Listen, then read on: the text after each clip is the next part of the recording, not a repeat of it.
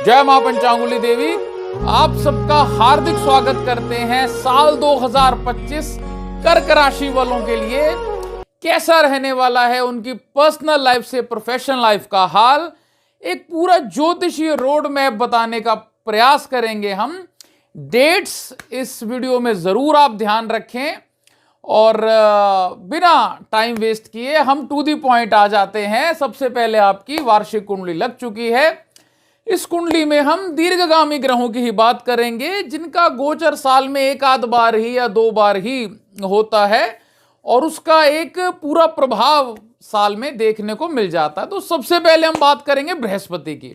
देखिए दोस्तों, यहां पर बृहस्पति कर्क राशि वालों के लाभ स्थान में है, तो इसलिए जिनकी या तो बृहस्पति कुंडली में अच्छा है या दशा अंतरदशा प्रत्यंतर कहीं पर भी बृहस्पति की दशा है, उन्हें इस समय धन लाभ के योग बनते हैं, सेविंग्स के योग बनते हैं, मान सम्मान बढ़ जाएगा, कोई ऐसी अचीवमेंट भी इस समय दिखाई देती है। 1 जनवरी से होगा क्या कि चंद्र के रोहिणी नक्षत्र में बृहस्पति आ जाएंगे।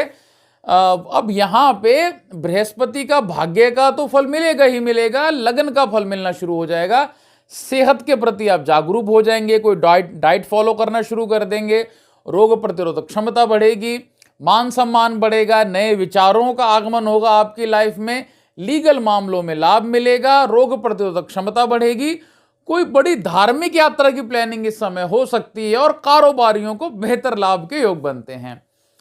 फिर आप डेट नोट कर लीजिए, 4 फरवरी को बृहस्पति होने जा रहे हैं मार्गी।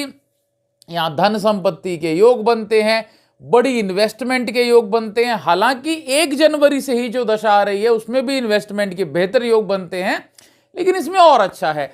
स्टूडेंट्स के लिए समय बहुत लाभकारी रहने वाला है, शेयर मार्केट से और इसी के बाद में इसके अलावा कोई ऐसे फैमिली फंक्शन में जाने के योग बनते हैं। विवाह, शादी, सगाई के भी बेहतर योग आपके बन रहे हैं। फिर 10 अप्रैल को मंगल के मृगशिरा नक्षत्र में यहां पर आपके बृहस्पति महाराज आ जाएंगे। यहां जैसे ही मंगल के नक्षत्र में आएंगे तो मंगल आपके पंचमेश और दशमेश हैं। तो यहां हम कहना चाहेंगे आपको कि कोई नौकरी में कोई बड़ी प्रमोशन हो सकती है। अच्छा, लेकिन इसमें बस ये है कि आपकी कुंडली में मंगल अच्छा होना चाहिए, वे तो मजा ही आ जाएगा भाई साहब। कोई नौकरी में प्रमोशन के योग दिखाई देते हैं। जितने भी सरकारी फोर्स महकमा है, चाहे पुलिस है, चाहे आर्मी है, चाहे उनके अचानक ट्रांसफर के भी योग बनेंगे। बड़ी संतान के कोई उन्नति तरक्की के योग बनते हैं, संतान प्राप्ति के भी योग बनते हैं।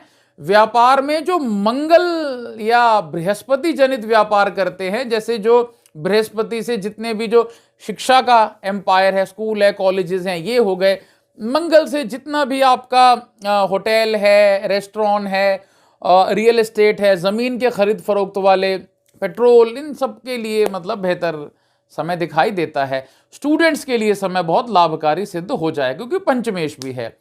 फिर 14 मई को बृहस्पति 12वें स्थान में चले जाएंगे, मिथुन राशि में चले जाएंगे। देखिए, मैं एक आपको बहुत साफ सीधी बात कह देता हूं कि कर्क राशि वालों के लिए ये जो समय आएगा ये एक टर्निंग पॉइंट रहेगा बृहस्पति के हिसाब से। जिनकी कुंडली में बृहस्पति का खास इन्फ्लुएंस है, कोई दशा चल रही है, कोई समय प्रभाव चल रहा है बृहस्पति का, या जिस ग्रह की दशा चल रही है उस ग्रह को बृहस्पति अगर देख रहे हो तब भी इसका प्रभाव देखने को मिलेगा।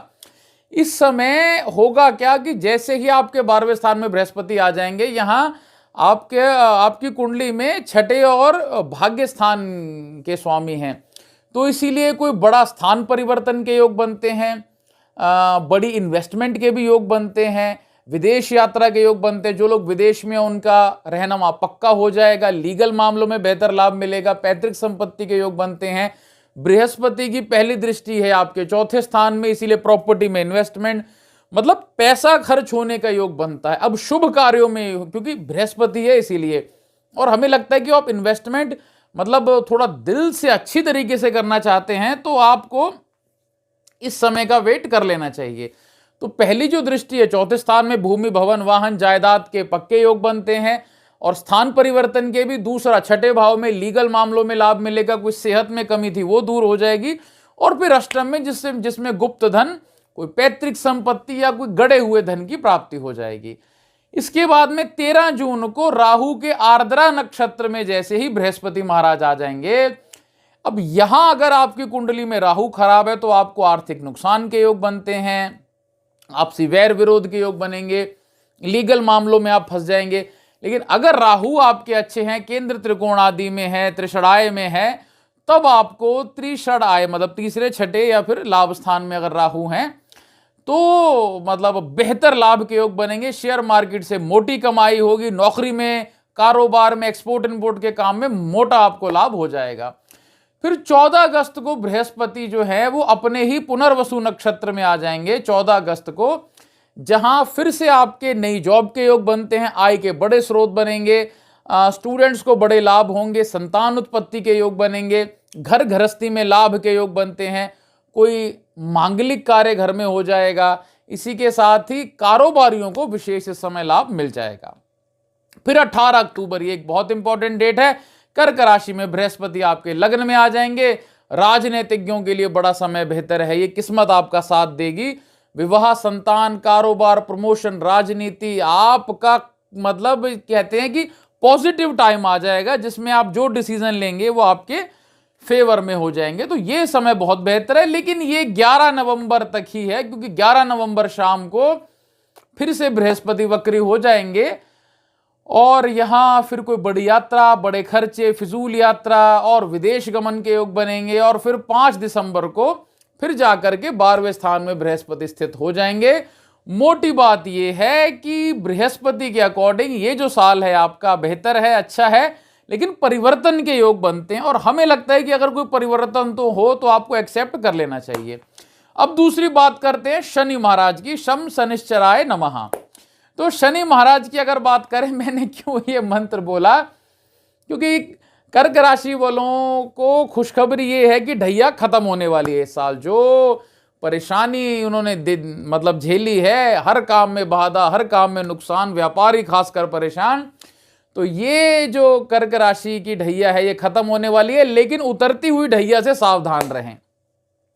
8वें भाव में आपके शनि महाराज हैं, जो रुकावटें, पैतृक संपत्ति में कोई नुकसान हो जाए, कारोबार में भी दिक्कत है, सेहत में भी कोई सर्जिकल ऑपरेशन, कोई दांतों का ऑपरेशन, कोई ऐसा सर्जरी हो सकती है। निर्णय, कोई व्यापारिक निर्णय हो तो भूल कर भी 28 मार्च तक ना लें। कैसा व्यापारिक निर्णय? नया व्यापारिक निर्णय। जो काम कर रहे हैं उसकी में कोई दिक्कत नहीं है, कोई नया व्यापार शुरू करना चाहते हो, नया वेंचर करना चाहते हो तो, क्योंकि उतरती हुई ढैया है, थोड़ा सावधानी बरतें। 29 मार्च को भाग्य स्थान में जा रहे शनि महाराज नया व्यापार कर सकेंगे, नई नौकरी के योग बनेंगे, कारोबार में तेजी आ जाएगी, शेयर मार्केट से आपको लाभ हो जाएगा। और इसी में ही जो स्टूडेंट्स हैं कर्क राशि वाले, उन्हें कोई बहुत बेहतरी के योग दिखाई देंगे, विदेश यात्रा के योग दिखाई देंगे और साथ ही कोई परिवर्तन इस समय जीवन में जरूर आ जाएगा। और फिर 28 अप्रैल से शनि के अपने उत्तरा भाद्रपद नक्षत्र में जैसे ही मतलब शनि स्वयं आ जाएंगे, आपके विवाह के योग बनेंगे, यहां नया व्यापार कर सकते हैं। शनि की जो पहली दृष्टि है वो लाभ स्थान में, सेविंग्स आपकी बढ़ेगी, उन्नति तरक्की बढ़ेगी, आपके समाज में आपका रुतबा बढ़ेगा। दूसरी दृष्टि तृतीय भाव पे है, नौकरी में बेहद फायदा होगा, सच मान के चलिए, डिसीजन ले डालिएगा उस समय, भाइयों से लाभ होगा, अच्छी यात्रा, सुखद यात्रा रहेगी। तीसरी दृष्टि आपके 6ठे भाव पे आएगी, जो कि रोग, ऋण, रिपु, शत्रु का नाश कर देगी, मतलब आपको लीगल मामले में फायदा देगी। और फिर यहां पे 14 जुलाई से लेकर के 28 नवंबर तक शनि वक्री रहेंगे। यहां थोड़ी रुकावटें रहेंगी, कारोबार में धीमापन आ जाएगा, स्टूडेंट्स थोड़े से विचलित रहेंगे और उसके बाद फिर समय फिर से ठीक हो जाएगा। तो ये थी रिपोर्ट आपकी शनि की। अब हम बात करते हैं राहु की। देखिए राहु यहां आपके भाग्य स्थान में स्थित हैं, जो कि लीगल मामलों में फैमिली डिस्प्यूट कोई कर देता है, कोई फैमिली का डिस्प्यूट हो जाए, आपस में अनबन हो जाए। निवेश इस समय सोच समझ के करें। हायर एजुकेशन वालों को इस समय कर्क राशि वालों को बड़ी दिक्कत आ रही है, नौकरी नहीं लग पा रही है, नौकरी लग गई है तो अब उसमें कुछ चीज़ें ठीक नहीं हो पा रही हैं। और क्योंकि राहु जो है वो 12वीं राशि में भाग्य स्थान में आकर के अवरोध जरूर बना देता है, इसीलिए काम रुक रुक के। लेकिन यहां 16 मार्च को जैसे ही गुरु के पूर्वा भाद्रपद नक्षत्र में राहु महाराज आएंगे, स्टूडेंट्स को बड़े लाभ होंगे, एग्जाम उनके क्लियर हो जाएंगे, हायर एजुकेशन वालों को मौका मिलेगा, कारोबारियों को लाभ होगा, आर्थिक लाभ के बेहतर योग बनते हैं। फिर 18 मई डेट नोट कर लेनी चाहिए, आपके अष्टम स्थान में राहु आ रहे हैं। यहां थोड़ा सा देखिए राहु 8वें में ठीक नहीं होते हैं, इसीलिए कोई नजर टोटका से आपको बचना चाहिए। हालांकि देखो हम यहां थोड़ी पक्की बात कहना चाहेंगे कि अगर कुंडली में ग्रह भी खराब चल रहे हैं, कोई मार केस चल रहा है, तब थोड़ा सा सेहत संबंधी आपको बचाव जरूर करना चाहिए। इस समय बेमतलब के विवाद पल्ले पड़ जाते हैं। जो लोग माफ कीजिएगा थोड़ा बेईमानी से अपना व्यापार करते हैं या नौकरी करते हैं, उन्हें खास सावधान रहने की जरूरत है। राहु के उपाय अंत में जरूर आप देखते चलें, तभी आपको इस पूरी वीडियो देखने का फल मिलेगा। केतु की बात कर लेते हैं। देखिए आपके तृतीय भाव में केतु हैं, सूर्य के नक्षत्र में, कोई बड़ी धार्मिक यात्रा बनाएगा, नौकरी में लाभ कर देगा, धन के नए नए स्रोत खोल देगा, और इसी के साथ ही इस समय इन्वेस्टमेंट आपकी लाभकारी रहेगी, यात्रा बहुत लाभकारी रहेगी, आध्यात्मिक यात्रा खासकर। 18 मई को दूसरे स्थान में आ रहे केतु बहुत शुभकारी आपको प्रभाव देंगे, बड़ी कोई धार्मिक यात्रा करा देंगे, नौकरी में लाभ करेंगे, आय के नए नए स्रोत बना देंगे। यहां शेयर मार्केट से लाभ होगा, कमीशन से लाभ होगा, अपने काम से लाभ होगा, विदेश यात्रा से एक्सपोर्ट इंपोर्ट वालों को लाभ होगा। इसी के साथ ही जो लोग कपड़े का व्यापार करते हैं, खिलौनों का व्यापार करते हैं, लग्जरी आइटम्स का व्यापार करते हैं, स्टील का, जो मेडिकल का काम करते हैं, दवाइयों का, फार्मा इत्यादि का, इलेक्ट्रॉनिक का काम कर, अरे आप जो भी करते हो साहब, अगर आपकी कुंडली में केतु अच्छा है तो द्वितीय स्थान में मल्टीपल सोर्सेस खोल देगा केतु आपके लिए, अचानक बड़े धन लाभ के योग बनाएगा। शेयर मार्केट में वाकई कर्क राशि वालों को सफलता दे देगा। फिर 20 जुलाई को शुक्र के अपने नक्षत्र में जाएंगे। यहां शुक्र के नक्षत्र में जाने का मतलब आपका द्वितीय भाव के साथ साथ चतुर्थ और लाभ स्थान, 3 भाव आपके एक्टिव हो जाते हैं। यहां पे सेविंग्स बढ़ेगी, भूमि भवन वाहन प्रॉपर्टी के योग बनेंगे, नया फ्लैट आप ले सकते हैं, स्टूडेंट्स को बहुत लाभ रहेगा, लीगल मामलों में लाभ रहेगा, स्त्री द्वारा कोई लाभ हो सकता है, विवाह के योग बनते हैं, संतान के योग बनते हैं, और कुछ ऊपरी कमाई एक्स्ट्रा इनकम के भी योग आपके बनते हैं। तो दोस्तों हमारे प्रिय कर्क राशि वालों, आपके लिए बात बस इतनी सी है, कंक्लूजन में कहें तो ये साल जहां एक और शनि की ढैया खत्म हो रही है, आपके लिए बहुत लाभकारी है, वहीं अष्टम भाव में आ रहे राहु अड़चने पैदा करेंगे, दिक्कतें पैदा करेंगे। इसीलिए हमारा मानना यह है कि उपाय जरूर कर लें। क्या उपाय? जो पूरे वर्ष आपको करना, हर शुक्रवार शनिवार या 15 तारीख के बाद जो पहला शुक्रवार शनिवार आए उसे जरूर करें। सबसे पहले तो राहु के उपाय करें। देखिए राहु राह का मालिक है, राहु सेवा से प्रसन्न होता है। ऐसे लोग जिनके पास अपने घर नहीं है, जो राह में रहते हैं, रस्तों में रहते हैं, उनकी सेवा करें। अन्न से, वस्त्र से, औषधि से, धन से भी बहुत लाभ होगा। दूसरा, राहु के लिए भगवान शिव की पूजा करें। भगवान शिव के मंदिर में एक असली चंदन की लकड़ी लेकर के किसी भी शनिवार, शुक्रवार या सोमवार को दान कर दें, आपको बहुत लाभ होगा। एक चंदन का टुकड़ा गले में पहन लें, सफेद धागे में अथवा चांदी में, चंदन का तिलक जरूर माथे पे लगाएं। इसके अलावा किसी भी शनिवार को पीपल के वृक्ष में थोड़ा कच्चा दूध और बीच में काले तिल डाल के पीपल की जड़ में डाल दें, अथवा शिवलिंग पे भी चढ़ा देंगे और इसमें थोड़ी कुशा भी ऐड करके चढ़ा देंगे, बहुत लाभ होगा। शनि के लिए हनुमान चालीसा का पाठ करें। सफाई कर्मचारियों को कुछ ना कुछ समय समय पर देते रहें। भगवान गौरी शंकर की पूजा करें, विशेष लाभ होगा। आप सबका मंगल हो। जय विधि माता, जय महादेव।